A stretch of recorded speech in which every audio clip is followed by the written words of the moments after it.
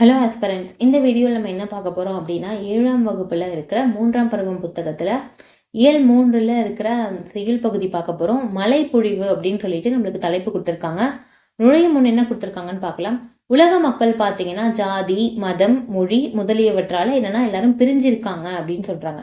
இந்த பிரிவினைகள் காரணமாக என்னன்னா மக்களிடையே முரண்பாடுகள் இருக்குது, மோதல்கள் இருக்குது அப்படின்லாம் சொல்லிட்டு சொல்கிறாங்க. எல்லாரிடமும் என்னன்னா அன்பு காட்டி அமைதியையே வாழ்வியல் நெறியாக கொண்டு வாழ்ந்தால் பார்த்தீங்கன்னா இந்த உலகம் என்னன்னா உயர்வடையும் அப்படின்னு சொல்லிட்டு சொல்றாங்க. இந்த உண்மைகளை பார்த்தீங்கன்னா இயேசு காவியம் வழியா நம்ம தெரிஞ்சுக்கலாம் அப்படின்னு சொல்லிட்டு சொல்லியிருக்காங்க. இந்த பாடல்ல பார்ப்போம். சாந்தமுடையோர் பேறு பெற்றோர் என தத்துவமும் சொன்னார் அப்படின்னு சொல்றாங்க. சாந்தமுடையோர்னா அமைதி உடையவங்கலாம் என்னன்னா பேறு பெற்றவர்கள் அப்படின்னு சொல்லிட்டு சொல்றாங்க. இந்த தரணி முழுவதும் அவர்களுக்கு உடையது. தாரணி இல்ல, அது தரணி.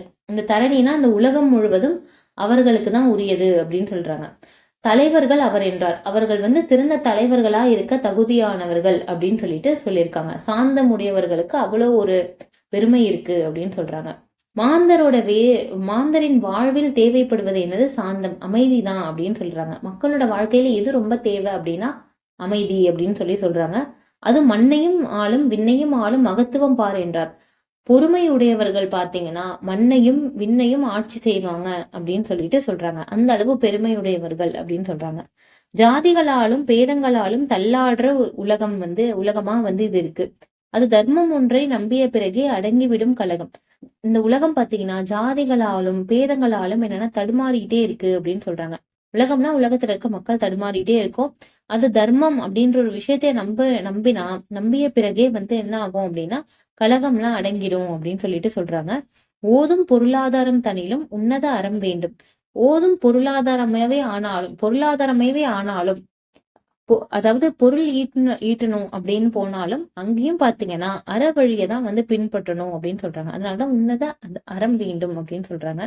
புவி உயர்வும் தாழ்வும் இல்லாதான வாழ்வினை பெற வேண்டும் அப்படின்னு சொல்றாங்க.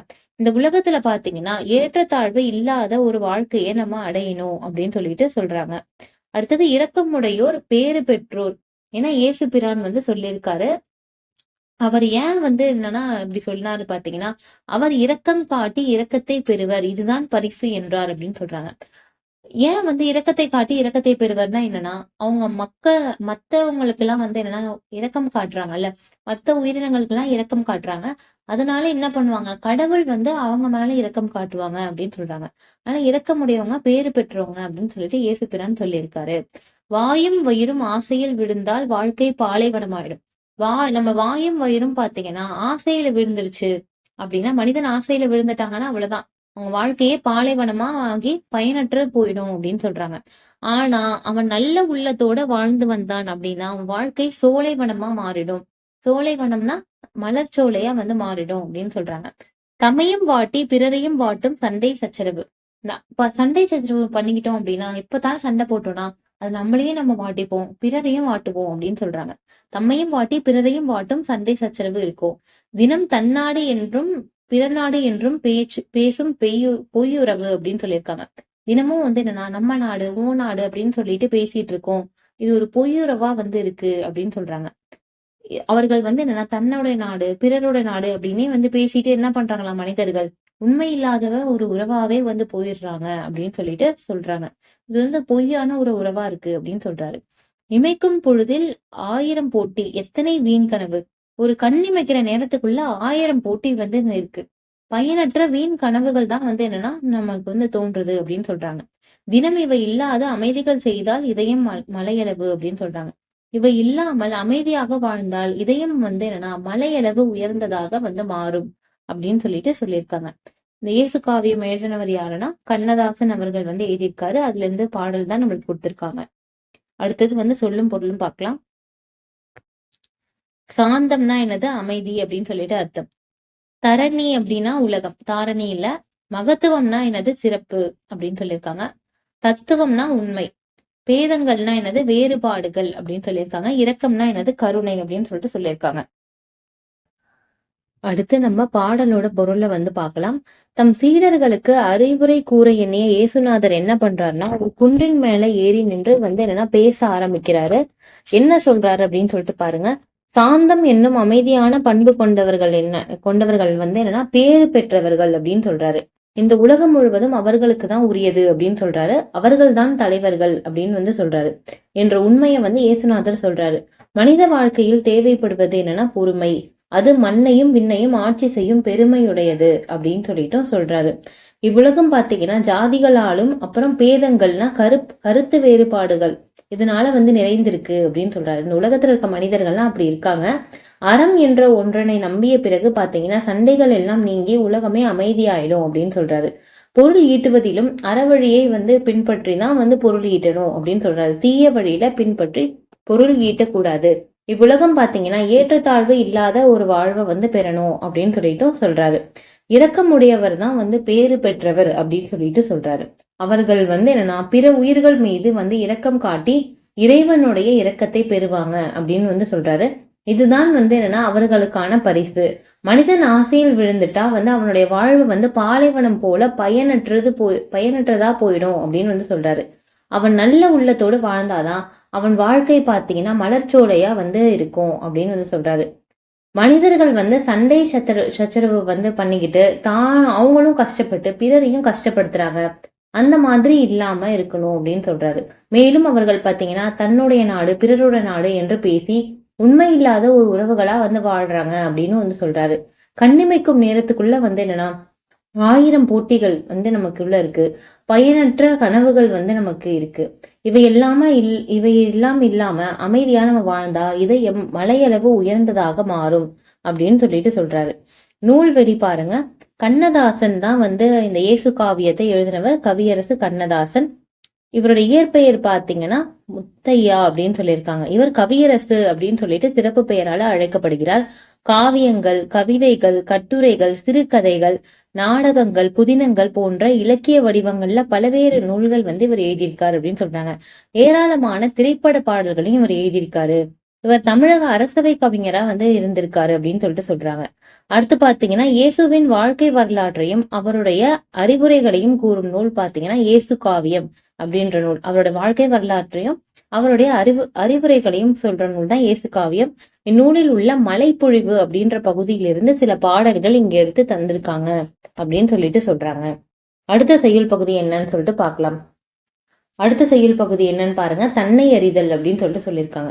ஒவ்வொரு மனிதருக்குள்ளும் பாத்தீங்கன்னா தனித்தன்மை இருக்கும், தனி திறமை இருக்கும் அப்படின்னு சொல்றாங்க. அதை அறியாத வரையில் பாத்தீங்கன்னா நம்மளுடைய எதிர்காலமும் என்னன்னா ரொம்ப நம்மளுக்கு பயமா இருக்கும்.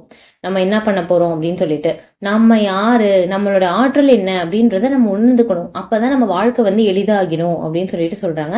இந்த கருத்தை விளக்குற ஒரு கவிதையை வந்து இங்க நம்ம பார்க்கலாம். அன்றைக்குதான் அம்மா காக்காவுக்கு அது குயில் குஞ்சு என்று தெரிந்தது. குயில் பாத்தீங்கன்னா அதுக்கு வந்து கூடு கட்ட தெரியாது. அது என்ன பண்ணும்னா அது முட்டையை எடுத்துட்டு போய் காக்கையோட கூட்டுல போட்டு போயிடும்.